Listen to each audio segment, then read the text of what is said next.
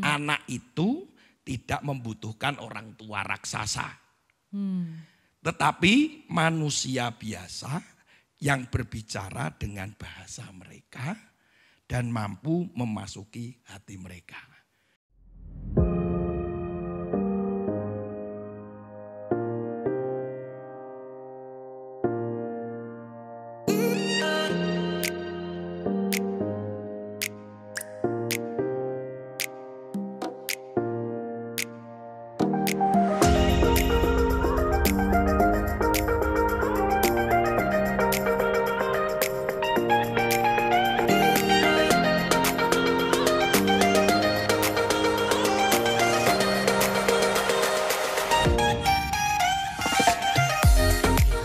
Blessed people, kita akan lanjut lagi ke topik yang kedua yang tidak kalah serunya bersama Kotoni Nardi tetap. Ya, kita akan membahas tentang toxic parenting. Toxic parenting. Mungkin blessed people ada yang beberapa yang memang menyarankan dan mengusulkan tema ini.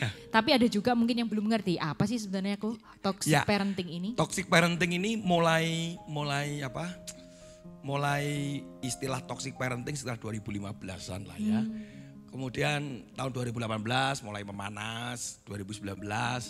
Nah intinya sebenarnya toxic parenting itu adalah pola asuh, pengasuhan yang toksik kan kita racun ya. Lebih kepada pola asuh yang meracuni anak gitu lah ya di dalam membesarkan, di dalam mendidik anak.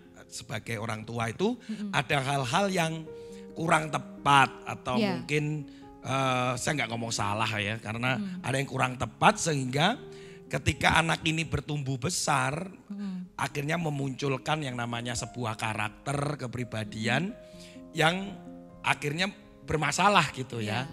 Nah, yang mau saya ungkapkan di sini adalah begini. Tidak pernah ada yang namanya pakar parenting. Tidak pernah ada orang yang benar-benar ahli di dalam pengasuhan anak, pola asuh.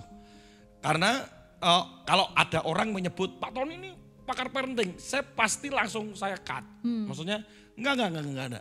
Orang yang pakar parenting itu adalah kebohongan sebenarnya menurut saya ya. Dia sedang menipu dirinya sendiri. Karena apa? Karena parenting atau pola asuh itu adalah sesuatu yang sifatnya kadang lebih spesifik, subjektif gitu ya.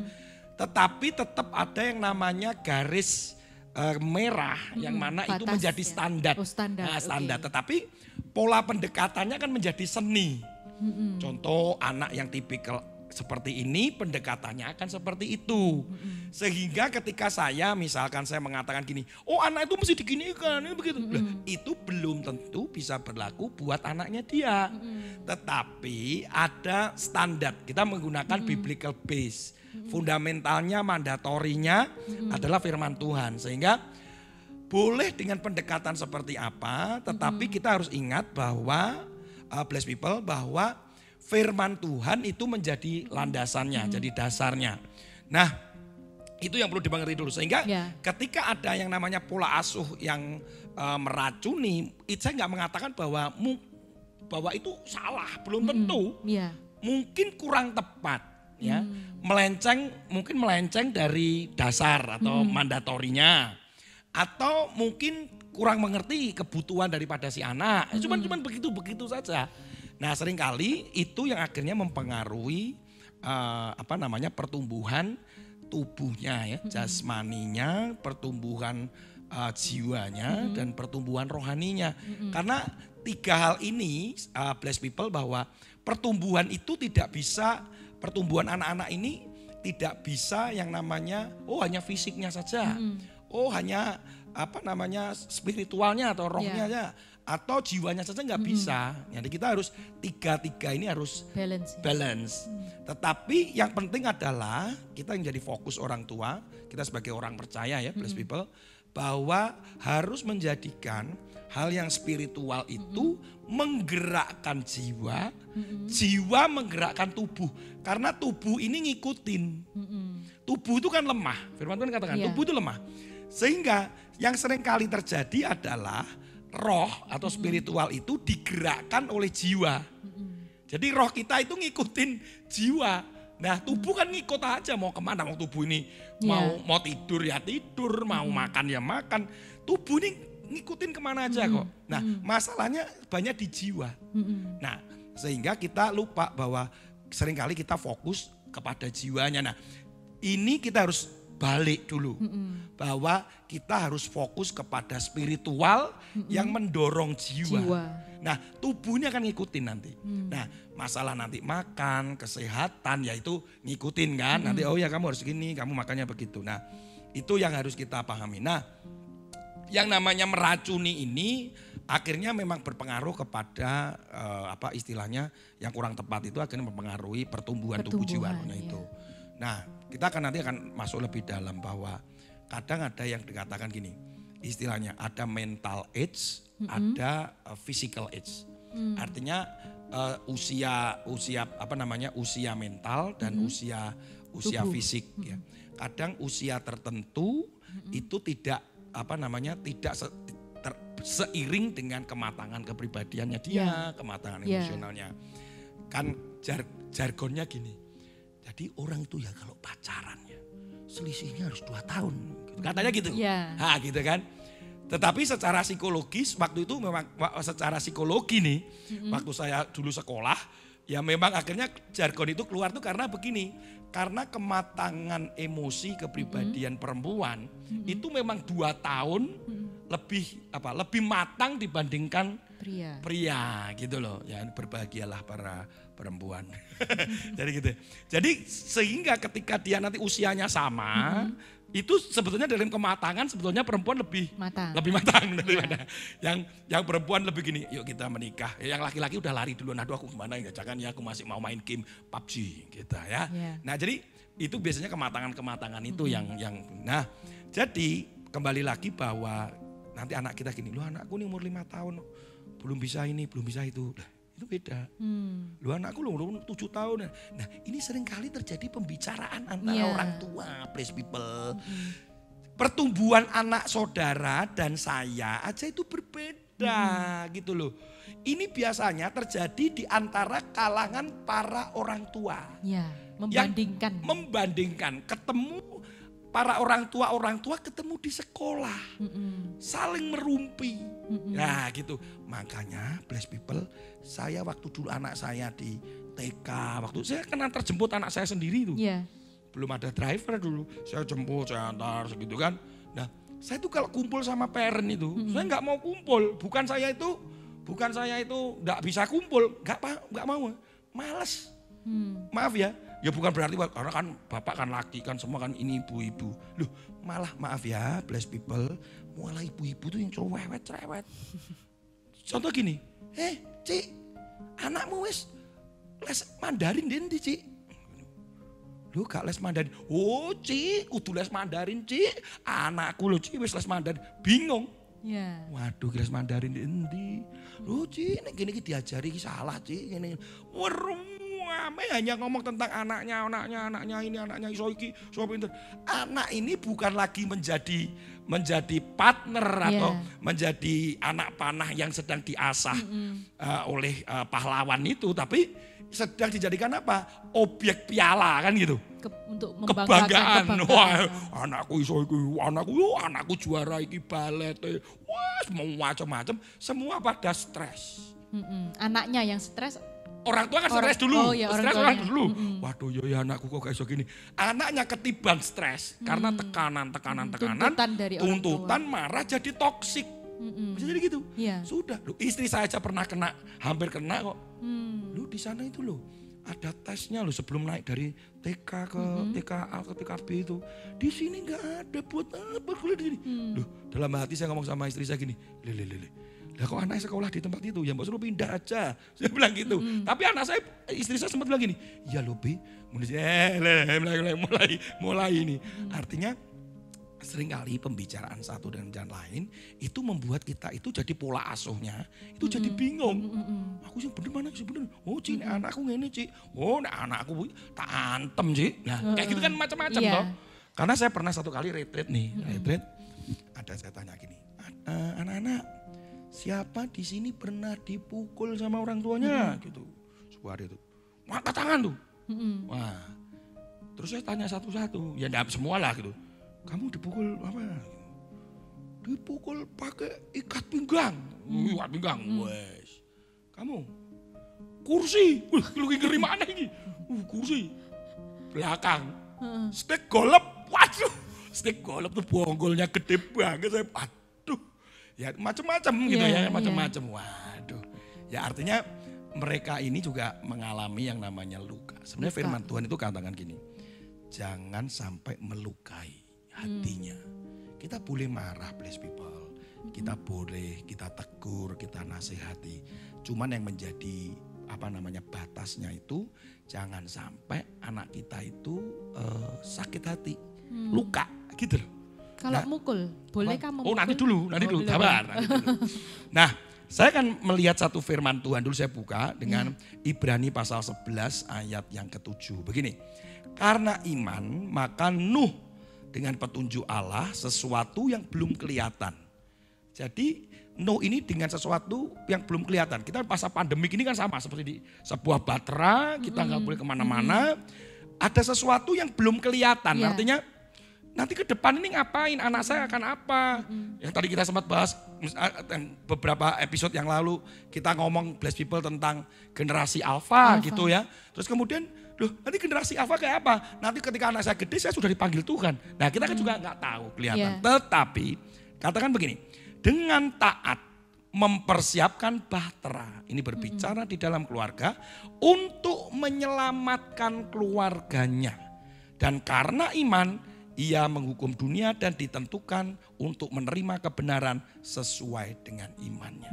Jadi Nuh menyiapkan bahtera untuk menyelamatkan keluarganya. Saat ini, bless people, bahwa ini kesempatan untuk menyelamatkan keluarga kita. Gitu loh. Untuk sesuatu yang kita memang gak kelihatan. Tapi oleh karena iman itu, maka marilah kita coba bagaimana sih pola asuh yang baik, yang terbaik. Gitu jadi. Nah, kita akan masuk gini. Saya ada satu kalimat menarik. Anak itu tidak membutuhkan orang tua raksasa. Tetapi manusia biasa yang berbicara dengan bahasa mereka dan mampu memasuki hati mereka. Jadi bayangan kita itu kan kita ini harus super mom, super dad gitu ya. Gak perlu gitu loh. Ayah yang kecil mungil saja itu bisa apa ya? Itu bisa ada wibawa di mata anaknya. Betul. Tapi saya kemarin pernah ada konseling, papanya sama anaknya lagi konseling sama saya. Tiba-tiba papanya tuh menceritakan gitu ya, Pak. Terus anaknya itu tiba-tiba mukul papanya. Papa ini pukul sini, di depan saya lagi. Terus saya bilang nih, tolong ya nih, kamu keluar sebentar aja, boleh? Ya, kenapa? Saya tak bicara sama papa. Ya sebentar aja, nanti kamu tak panggil lagi. Ya, gitu. Terus keluar. Saya lihat papanya. Apa yang terjadi, Pak? Nangis dia. Ternyata istrinya sangat dominan. Papanya sepertinya gak berkutik. Jadi anak perempuannya niru mamanya. Mamanya karena berani sama suaminya, dia berani sama papanya. Ini adalah kurang tepat gitu. Bukan saya bilang ini racun ini. Saya ngomong racun semuanya, waduh aku salah gitu. Karena posisinya sudah berubah. Nah ini yang perannya berubah. Ini berkat juga tertutup gitu ya. Nah saya melihat bahwa ada beberapa hal begini. Saya nggak mau menyalahkan tentang saudara bahwa ini ada hal yang saya kan membesarkan anak ini sudah dengan air mata, lutut, gitu, melahirkan aja sudah habis berapa gitu ya. Nah saya tanya dulu kepada bless people, kenapa punya anak? Itu aja dulu lah. Ya, saya nggak tanya kenapa menikah. Itu untuk pasangan, itu nanti pasangan muda. Tapi pertanyaan saya sederhana, kenapa menikah? Kenapa punya anak? Itu ada banyak alasan. Saya coba survei, ada yang begini, menurunkan keturunan, darah biru, dari nengrat sampai nengratan gitu kan, wah, artinya ini dari Raden ini turunnya ini, nah seterusnya. Atau kita misalkan meneruskan keturunan, meneruskan keturunan marga. Wah ini lim gitu. Apalagi ada istilah cucu luar, cucu dalam dari anak luar, anak dalam. Waduh, saya itu di keluarga istri saya aja pernah begitu. Istri saya tuh sempat sakit hati gitu ya. Sampai akhirnya mengalami sebuah proses. Karena mama saya itu, mama mertua itu kalau mengenalkan anak-anak saya itu ke teman-temannya gini. Iki lo putuku Jobo. Gitu ya. Artinya ini lo cucu luarnya, luarku. Istri saya gini, cucu luar. Cucu ya dalam luar. Karena kan dianggap kalau anak perempuan punya anak itu cucu luar, kalau laki. Nah itu kan berbicara kenapa punya anak? Supaya meneruskan keturunan dan warisan kan gitu. Harus laki-laki. Jadi kalau anaknya laki-laki, wah, itu langsung menjadi seperti raja di raja. Nanti cucunya laki, wah, semakin rasanya cucu laki ini akan menjadi rajanya raja lagi gitu kan. Nah ini apakah demikian gitu? Atau saya ingin punya anak untuk menyelamatkan aset. Karena ini aset segini nih, siapa yang akan meneruskan? Ya anakku. No? Nah, terus yang ketiga, ingin sebagai investasi. Anak ini tak besarkan, punya anak loh, nanti kan aku tua. Ya, ambilnya kan tua. Terus kita sudah gak bisa kerja nih. Anak kita sudah sekolah, sudah sukses. Nah tolong ya, papa mbak mama di cover biayanya.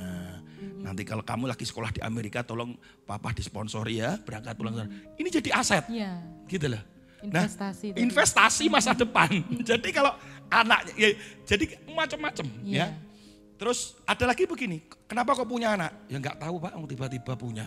Nah itu kecelakaan ini. Nah karena akan berkata gini loh, ya memang begitu toh Pak. Kan menikah punya anak. Jadi gak ada motivasi apa-apa. Kan gitu. Akhirnya apa? Nah gini, ini yang mempengaruhi. Alasan blessed people punya anak akan mempengaruhi bagaimana mengasuh anak. Bagaimana memberlakukan anak. Contoh sederhana. Kalau saya menganggap anak saya ini aset. Bahwa itu akan menjadi investasi. Nanti saya gede.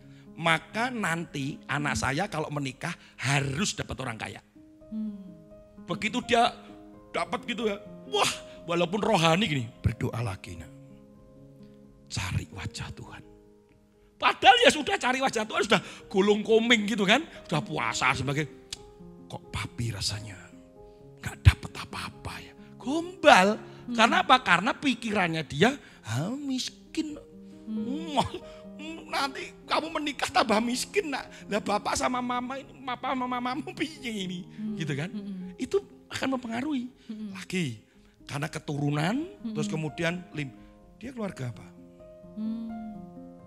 Oh dia keluarga Tan ini enggak harus cari lim. Kan gitu. Nah lim ada lim syulyong, lim apa gitu kan? Tani mas, setan mas. Nah saya ini setan.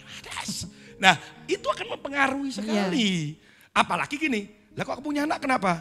Ya nggak tahu Pak, mau tiba-tiba ya sudah ada anak. Akhirnya apa? Titip ke mae, titipkan omnya. Terus suami istri pergi, anaknya ditinggal. Mau sekolah, mau makan sekarepmu gitu kan. Jadi karena dia tidak menganggap anak ini apa, siapa, perannya apa. Itu akan mempengaruhi bagaimana dia mengasuh. Sehingga gak heran kemudian istilahnya jadi toksik.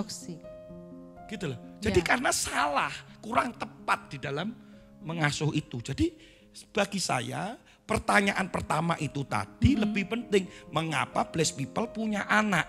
Sehingga dikatakan ini, aku menyesal punya anak ini. Sebentar blessed people. Sehingga saya kadang berkata, loh kamu itu melantarkan anakmu, kamu itu punya anak tuh ngapain sih? Gak ngerti aku. Wah bahaya. Ini perlu konseling. Datanglah kepada gembala, datang banyak konseling supaya di pemulihan banyak menyakiti anak akhirnya gitu loh. Nah itu dulu ya. Jadi kayaknya Lalu bingung tanya. alasannya gimana nih Go? Kalau misalnya oke, jadi gimana alasan apa yang harus kita ngerti bahwa kenapa kita harus punya anak? Nah, alasan punya anak itu yang pertama kita harus tahu bahwa itu perintah Tuhan. Beranak cucu lah, itu pasti. Yang kedua, Tuhan ini mau karena dia harus meneruskan keturunan ilahi untuk sebuah rencana dan pekerjaan visi Tuhan. Ya. Visi Tuhan itu pasti. Yang ketiga, anak kita ini bukan milik kita. Karena itu milik Tuhan. Itu struktur-struktur yang kita harus tahu. Ketika anak kita datang gini, saya mulai ajari anak saya sejak kecil. Bahwa aku minta sepeda. Tanya Tuhan. Berdoa sama Tuhan. Papimu ini bukan terus kemudian kamu minta sepeda, nyediain sepeda. Doa. Aku pengen sekolah di luar negeri. Doa. Kalau papi enggak punya uang. Tapi karena kamu milik Tuhan, kamu berdoa. Nanti Tuhan yang akan mencukupkan papi atau Tuhan punya cara buat kamu. Sudah gitu aja. Keputusan tertinggi bukan di tangan orang tua. Keputusan tertinggi ada di Tuhan.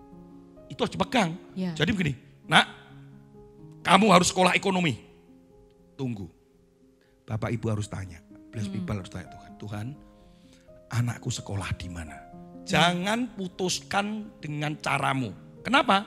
Karena anak kita bukan milik kita. Karena dia milik Tuhan. Tuhan punya tujuan dan rencana lebih baik daripada rencana dan tujuan kita. Itu yang harus dipahami. Ini prinsip. Ini prinsip. Ini yang saya sebut tadi loh, mandatori ini. Prinsip itu. Kalau kita merasa anak kita milik kita, wah wis kita jodoh kita atur, sekolah kita atur, itu jadi toksik. Gitu loh. Kita marah kemudian berlebihan, ini bukan anakmu. Kamu kalau mau marah, kamu udah Tuhan aku gak kuat. Saya pernah loh, sampai nangis. Tuhan saya gak kuat. Kenapa? Karena saya ketahuan anak saya mencuri. Loh, saya ini pendeta loh. Hamba Tuhan, saya di sebuah KKR di kota kecil. Saya KKR, Tuhan lawat di situ, saya menggunakan pakaian malaikat. Selesai saya khotbah, turun, saya ditunggu oleh security. Lalu saya bilang, ada apa Pak? Ikut saya Pak. Bayangin, saya lihat anak saya di pos security ketangkep nyuri mainan. Wah, saya nangis di hadapan Tuhan. Saya bilang gini, Tuhan, aku tak berhenti pelayanan aja ya. Malu saya. Saya bisa ngajar ke anak-anak, saya bisa membawa anak-anak datang kepada Tuhan, hidupnya berubah, tapi anakku nyuri. Nangis saya. Saya nggak kuat Tuhan, saya lebih baik sudah aku tak berhenti pelayanan wis. Saya tak serahkan ke kamu dan anakku. Anak saya sampai sekarang dia akan ingat. Itu adalah 25 Desember tahun 2000. Natal ya? Natal. Karena itu adalah Natal, dia ingat tuh. Tapi aku enggak pernah lupa itu. Momen itu dia enggak pernah lupa. Akhirnya Tuhan itu yang ngomong ke saya. Ton, aku minta kamu memuridkan dia. Memuridkan itu bukan berbicara instan. Memuridkan itu berbicara memberi hidup. Memerlukan waktu. Menjadi teladan. Mendampingi. Membimbing. Mengajar. Jadi ini proses. Itu membuat saya bilang, iya Tuhan. Nah, saya marah, saya jengkel, itu saya ngomong sama Tuhan. Karena saya tahu ini bukan punya saya. Ini kalau punya saya, kita keplak, kita hantem gitu kan. Ini jadi bukan punya seperti saya. Anger managementnya harus seperti itu ya. Kalau kita seharusnya marah. begitu. Tapi kan kita ini sebagai orang tua kan proses ya Amelia ya. Gak selalu berhasil tentu. Ada beberapa momen di mana kita udah capek, itu karena meletus juga. Gitu. Ada banyak hal. Anak saya mencuri itu 2 kali loh. Ada di toko buku juga mencuri. Tapi pertobatan yang saya lihat hari ini, bagaimana dia melayani buat saya gini, itu proses. Yang gak bisa kita ngomong bahwa wah enak ya Pak Tony kan pendeta. Bukan masalah pendeta. Bukan. Tetapi bagaimana kita menggunakan dasar firman itu untuk kita bisa mengasuh anak kita. Supaya anak kita tidak teracuni oleh dunia. Kalau kita nggak mengembalakan, nggak memuridkan anak kita, maka dunia akan memuridkan mereka. Ya. Dari BRC, Bilangan Research Center, baru saja saya dapatkan 2 hari ini, menunjukkan bahwa pada masa pandemik ini ada 2 hal yang ada 5 saran dari gereja, tetapi 2 aja yang kaitannya dengan generasi atau keluarga adalah ini akan gereja harus segera bangkit untuk memperlengkapi nilai-nilai iman pada keluarga. Yang kedua, keluarga harus fokus kepada anak dan remaja. Karena ada kondisi pandemik ini. Jadi kita melihat bahwa oh ya, ini ada sesuatu dari hasil survei dari BRC, Bilangan Research Center. Nah, ini yang kadang kita harus tahu bahwa mari kita kembali kepada hal yang prinsip firman itu yang kita pegang. Seringkali kita merasa bahwa anak ini milik saya, oh yang lahirkan saya, yang bayar saya, nyekolahin saya, enak aja. Terus kemudian ketemu jodoh kayak begitu, enggak lah, apalagi ketemu jodoh pendeta. Waduh, kamu mau makan apa nak? Waduh, pendeta makan nasi juga lah, gitu kan. Kamu gitu. Anak saya tuh pernah ngalami yang namanya ini gini. Waktu dia pacaran ya, anak saya ini udah pacaran, ya bukan sekarang ya, tapi pacarannya kelas 3 SMP. Saya sudah ngomong sama dia, kita kan sering ngobrol. Saya bilang gini, kepada anak-anak gini, papi dan mami tidak pernah melarang kamu mencintai. Cinta itu natural, emosional. Jadi ketika ketemu dengan papi, aku sayang, aku cinta sama dia. Saya tidak pernah gini, masih kecil, gak usah sayang-sayang, cinta-cinta. Itu gak pernah. Kenapa? Karena itu natural. Itu yang Tuhan beri, gitu loh. Nanti kalau saya larang, suatu hari dia gini, papi, aku benci sama dia. Loh, gak boleh benci. Ya udah kalau aku cinta. Gak boleh cinta. Bibi, bingung. Aku ini manusia apa bukan? Oh akhirnya gak punya perasaan gitu ya. Jadi saya bilang, saya gak pernah melarang kamu mencintai. Tapi yang papi larang adalah kedekatanmu yang membawa pada komitmen untuk pacaran. Karena kamu belum siap. Nah anak saya kelas 3 SMP itu nekat. Nekat akhirnya menyatakan cinta lah gitu. Saya tidak marah. Karena kalau kita marah, maka dia tidak akan cerita. Jadi takut gitu loh. Itu prinsip bahwa kalau kita mau mengorek anak tuh kita nggak boleh marah. Jadi supaya mereka bisa cerita apa saja. Sampai hari ini anak-anak saya masih cerita. Terus dia bilang, aku udah jadian. Aduh, kok kamu jadian sih? Saya bilang, terlanjur ya, Bi. Waduh, papi kan sudah bilang. Ya, tapi ternyata cuman gitu aja. Ya cuman gitu aja, tapi kamu kan sudah mengikat sebuah komitmen. Kamu belum siap, nak. Istri saya juga bilang gini, Joseph, kamu jangan pacaran. Itu seperti nempel kertas, nanti kalau kamu sobek itu bekas, sakit. Kamu belum pantas untuk luka karena cinta. Terus diem aja. Semua dibantah sama dia. Singkat cerita gini, ya sudah kalau gitu. Saya ngomong sama istri saya, kuat-kuatan. Saya ngomong Tuhan putus. Kamu silahkan doa sama Tuhan tetap. Ayo kuat-kuatan. Tapi dalam hati saya gitu sama istri saya, ayo putus. Nangis dia, peluk saya, papi putus, papi. Nangis dia peluk saya. Terus istri saya gimana? Urusan laki-laki dengan laki-laki. Karena istri saya gak pernah patah hati. Dia ini gak pernah namanya patah hati. Karena dia punya prinsip sama Tuhan bilang gini, sekali pacaran itu suami saya. Nah saya korbannya. Luar biasa. Jadi kalau istri saya itu kedatangan orang konseling saya diputus, itu dia gak ngerti. Karena gak ngerti itu perasaan lepas hilang, gak ngerti.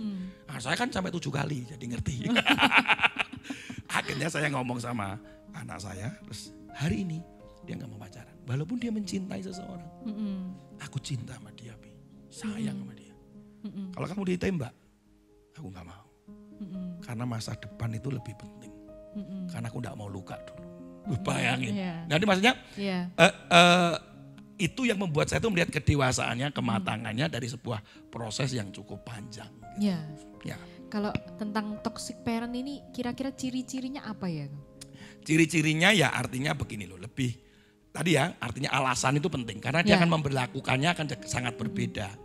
Nah saya contohnya gini, saya akan berikan contoh sebetulnya bukan toksik lah karena saya melihat kan orang tua kan pada ya ini sudah menurut cara saya sehingga saya sudah berkorban. Saya lebih mengatakan gini, bagaimana mendidik dengan baik dan bagaimana mendidik dengan lebih baik. Lebih baik. Kadang orang tua yang mendidik dengan baik itu memberikan hadiah. Sedikit-sedikit diberi hadiah, kayak reward gitu ya.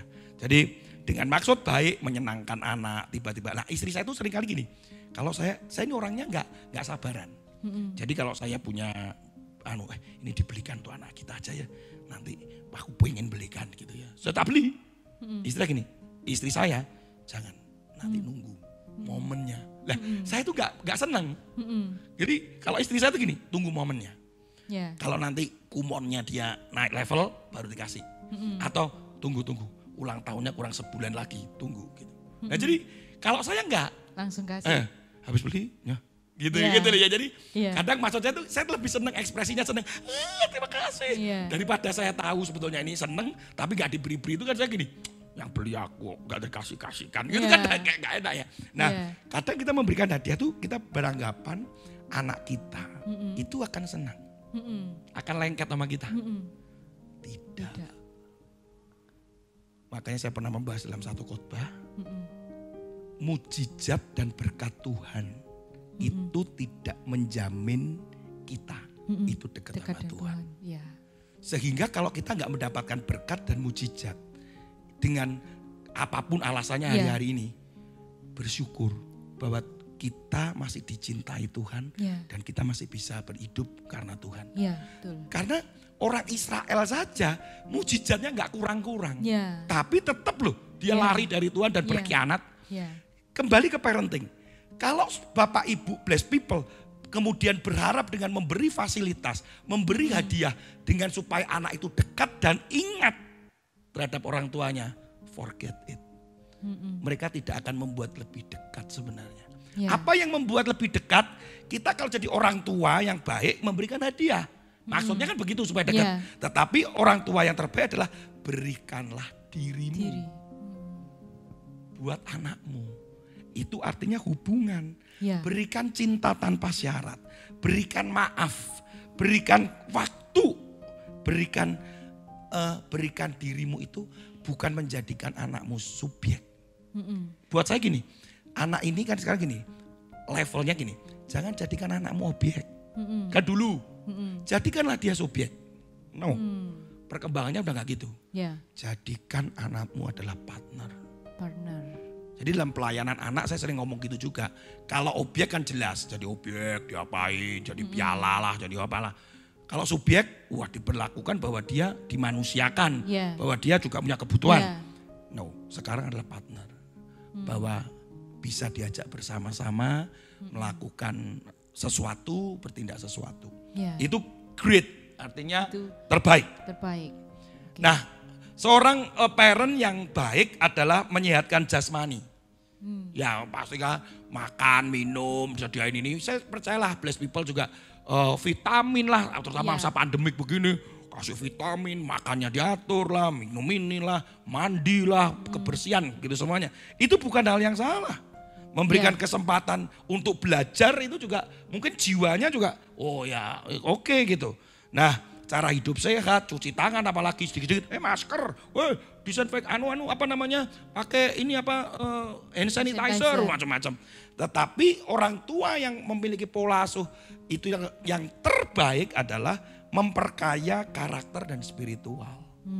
Fokusnya seperti katakan bahwa ayo kita fokus kepada karakter mereka dan hal rohani. Mesbah keluarga. Saya ini dengan anak saya ya. Ketika kemarin itu kan dia mendapat kesempatan menjadi salah satu panelis sebuah retreat di Taiwan. Ya ini anak saya gede. Dia ada retreat gitu. Dia sampai gini, Pi, enak ya di sana. Retreat sudah gak pakai masker gitu kan. Karena mereka kan udah gitu. Terus saya tanya gini, kamu mau ditanyain apa? Aku mau ditanyain apa yang membuat kamu bertumbuh imanmu di keluargamu. Akhirnya kita discuss, lah menurut kamu apa? Gitu. Nah, karena kami punya prinsip bahwa penyampaian firman Tuhan itu bukan melulu buka Alkitab, terus kemudian dibacain firman. Tapi bagi saya firman Tuhan itu adalah hidup. Ya. Sehingga kehidupan sehari-hari ini bisa menjadi bahan untuk menerangkan firman. Ya. Waktu makan, waktu mau tidur, waktu pergi, habis nonton film, semuanya selalu dikatakan itu. Dikaitkan dengan firman. Selalu dikatakan firman. Sehingga dia tahu gini, update. Oh, firman ini bukan kuno, tapi update. Bisa diolah sedemikian rupa sehingga firman itu menjadi hidup. Dan ketika dipraktekkan, ketika kita melakukan, anak kita melihat dan diajari untuk melakukan, ada misbah keluarga, ada devotion, itu membuat dia secara spiritual pastilah firman itu menjadikan imannya makin kuat. Otomatis akan berpengaruh pada karakternya, kebiasaannya. Nah, berapa banyak blessed people, misbah keluarganya bagaimana? Banyak menyampaikan dongeng, cerita, gosip, atau banyak menceritakan tentang firman. Ya. Seorang orang tua yang baik itu memperbaiki kesalahan. Memperbaiki kesalahan. Ya baik toh. Jadi gini, ada kesalahan, ada kejahatan. Jadi gini, kita kadang seringkali nggak bisa membedakan antara kesalahan sama kejahatan. Terhadap anak. Contoh gini, kita jalan, anak kita bawa piring. Terus tiba-tiba terantuk itu kesandung gitu ya. Terus piringnya pecah, kena kita. Tuek, pecah. Yeah. Itu kesalahan apa kejahatan? Kesalahan. Yeah. Nah, kalau kejahatan, anak kita bawa piring, ngelempar piring ke kita. Yeah. Itu kejahatan. Yeah. Jadi kita nggak bisa membedakan antara kesalahan dan kejahatan. Kejahatan itu yang mendapatkan hukuman. Yeah. Kesalahan itu yang harus dibetulin. Nah, tetapi itu kan yang baik. Tapi yang terbaik adalah mengajarkan cara berpikir. Itu lebih penting. Karena kenapa ya? Kok aku bisa tersandung? Oh, karena aku nggak perhatikan. Akibatnya apa ya kalau piring itu kena di kepalanya papi atau mami, luka. Kalau luka apa yang terjadi? Nah itu yang harus diajarin. Setelah terjadi. Oh ya, setelah terjadi langsung dong. Harus diajari ya. Kamu mesti lihat, itu licin, itu ini gitu. Itu hal yang penting. Karena anak sekarang itu jarang loh mendapatkan hal-hal yang untuk cara berpikir gitu. Contohnya sekarang pemilihan wali kota. Kemudian Amerika yang sedang melakukan election. Anak saya selalu saya ajak berpikir. Kemudian kemarin Omnibus Law, itu saya ajak berpikir. Kenapa? Supaya nanti kelak dia mengerti mana yang salah, mana yang benar. Karena hikmat itu untuk membedakan itu. Nah kita selain firman, kita juga harus ngomongin, harus tajam. Lihat berita tajam. Jadi kamu jangan kena hoax. Nah sekarang ini kan banyak, begitu tek langsung kena. Kemudian waktu kemarin boykot Prancis itu. Ketika saya tanya, anak saya bilang gini, kok nggak mikir ya? Nah ini saya senang cara berpikirnya dia senang. Dia bisa menganalisis. Nah tugas saya buat sing kecil sekarang kan. Sing kecil kan masih kelas 1 SMP. Mungkin perlu waktu kali ya. Nah itu dalam bentuk tanya aja. Anak saya diskusi ini, diskusi. Diajak diskusi. Dia kalau di sekolah itu dia paling aktif sih anak yang paling gede. Ketika ditanyai Omnibus Law, ditanyain tentang krisis moral, anak saya paling bisa. Karena kami sering tanya, ngobrol di mobil, terus kaitannya dengan firman apa, kembali lagi gitu. Itu selalu begitu ya. Membahas kejadian sehari-hari, tapi tetap dimasukin ajaran firman Tuhan. Betul, jadi firman Tuhan bilang apa sih? Nah kalau saya mesbah keluarga saja, itu yang khotbah kan gantian. Jadi gantian, saya Senin, gitu. Kemudian adiknya itu Selasa, dia Rabu, istri saya Kamis, Jumat saya, Sabtu istri saya, Minggu nggak ada karena kita kan ibadah apa gitu. Biasanya kan banyak pelayanan dan seterusnya. Jadi itu ada jamnya gitu. Ada waktunya mereka khotbah. Itu biasanya gini kalau aku dapat ayat ini gitu. Terus papi aja yang nerangkan. Duh, kamu gimana sih? Kamu terangkan apa yang kamu tahu. Banyak hal yang Tuhan bicara lewat mereka. Iya, iya. Jadi itu hal yang biarkan dia belajar untuk menangkap suara Iya, Tuhan, pesan Tuhan. untuk dia berpikir. Gitu, oh, enggak boleh begini loh, kita mesti begini. Terus orang tua yang baik adalah menyiapkan anak untuk mendapatkan pujian. Seringkali gitu. Iya. Kamu ini dapat juara supaya dipuji. Kamu ini bisa balet supaya dipuji. Bisa balet. Ayo coba nyanyi. Ayo puisi bahasa Mandarin yang kemarin kamu belajar itu loh. Ayo. Wih, Peter. Wah, orang tuanya yang seneng. Oh, anakku, gitu kan. Iya. Tetapi sebenarnya yang kita harus ajarkan apa? Kalau kita yang terbaik adalah menyiapkan anak kita untuk gagal. Saya pernah anak saya ikut fashion show. Dia itu setiap kali lomba talent show, anak saya itu selalu juara. Iya. Sulap, telling story. Nah, pada kelas 3, anak saya itu gini, kan sama maminya gini, kamu ini kan sudah juara 1 terus, juara sulap, juara telling story. Kamu cari bidang lain dong. Iya. Padahal kekuatannya dia di ini. Apa ya? Nah, tanya saya. Lo ya apa lo? Fashion show dah. Aku tuh ngomong. Ya boleh fashion show. Nanti waktu fashion show, kamu waktu pose, kamu sulap. Jadi bajunya ganti. Jurinya kan masih kaget. Iya. Misalkan merah dia pakai jas, dia muter set ganti. Terus jasnya diambil gitu kan. Wah, jurimu kaget, kamu bisa menang. Oh, ya siap. Saya sama istri saya lihat kan. Waktu dia jalan, saya ajarin. Waktu pose berhasil. Wah, semua tepuk tangan. Iya. Jurinya juga kaget karena bajunya ganti. Hanya dalam hitungan detik kan. Set, ganti. Nah, waktu dia ngambil jas, nggak dipegang begini. Diuntel-untel. Gini kan dibawa begini. Saya gini, waduh, saya bilang gitu. Saya ngomong sama istri saya, kita ke belakang panggung. Kenapa? Anak kita pasti kalah. Yeah. Dan dia perlu kita. Bener, kalah. Nah waktu kalah, gak apa-apa ya, gak apa-apa. Dia bilang gak apa-apa. Tapi karena dia pernah juara-juara, kan ditanya sama temennya, loh kamu kok kalah? Kamu kok kalah? Nangis anak saya. Nah itu perlu kita dampingin. Bahwa ya ada hal yang mungkin bukan tidak sesuai. Tapi itu pengalaman gitu. Ketika dia lomba apa, dia gagal itu perlu kita gitu. Masih diteruskan? Memang harus diajari ya. Harus diajarin. Diajari. Masih ada tinggal beberapa aja. Oke. Orang tua yang baik itu adalah orang tua yang mendidik anaknya itu hanya berbicara kepada anak. Ya cuman ngomong aja. Nggak diberi kesempatan lagi. Jadi ngomong terus. Jadi sifatnya satu arah. Tapi orang tua yang terbaik adalah berdialog seperti teman. Ngobrol aja seperti teman.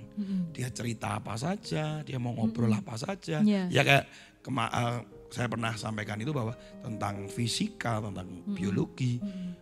Bahkan kita tahu temennya anak saya yang selalu dihukum di kelas, gurunya yang ngincer anak saya, terus yang satunya siapa yang dicintai, terus siapa yang suka dimarahi, itu kami semua tahu.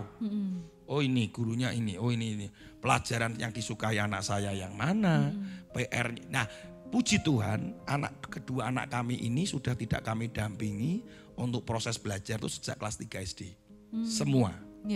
Kan ada toh orang tua yang dampingin belajar gitu. Kami enggak, kami sudah enggak. Kecuali Mandarin. Ya, kecuali Mandarin. Kalau Mandarin itu istri saya bisa ngomong, nulisnya kan enggak bisa. Jadi perlu kadang kalau ada hal-hal yang kesulitan maka pergi ke kungkungnya. Tapi kalau yang lain kami sudah enggak dampingin.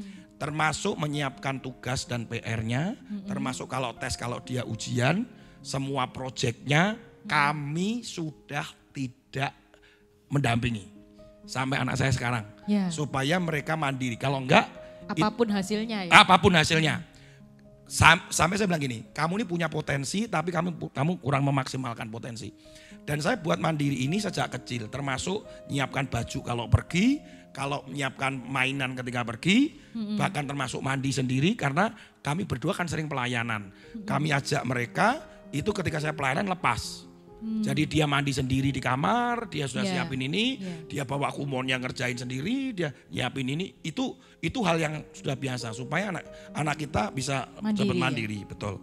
Nah, kemudian yang lain itu orang tua yang baik itu selalu memberikan informasi. Nah, itu jangan dipencet karena itu nanti nyetrum lah yang apalah. Kamu jangan ini, jangan itu. Kadang terlalu banyak jangannya sehingga anak kita tuh jadi bingung gitu kan. Ya, nah, semua tapi nggak boleh. Ya nggak boleh. Itu kan terbatas ya, kurang merangsang kreativitasnya dia. Tapi sebenarnya yang baik adalah ceritakanlah sebuah kisah. Jadi mungkin pengalaman kita, papimu ini pernah dulu itu kesetrum loh karena ini begini. Karena apa? Karena dulu sama opamu sudah diberitahu jangan dipegang. Waktu papa saya betulin listrik, papa saya bilang opamu tuh sudah bilang sama papi, jangan pegang kakinya papi ya gitu. Lah papi ini kan ngeliat, kenapa ya kok nggak boleh pegang kakinya ya? Lah tak pegang, kesetrum, papi saya kesetrum, waduh gitu kan, ribuan volt, waduh. Puji Tuhan opamu gak jatuh. Nah itu kan kisah. Jadi anak saya gini, wah kesetrum ini kayaknya bahaya ini. Nah itu jadi anak kita tuh berpikirnya lebih apa ya? Lebih orang tua yang baik itu memberikan kesempatan.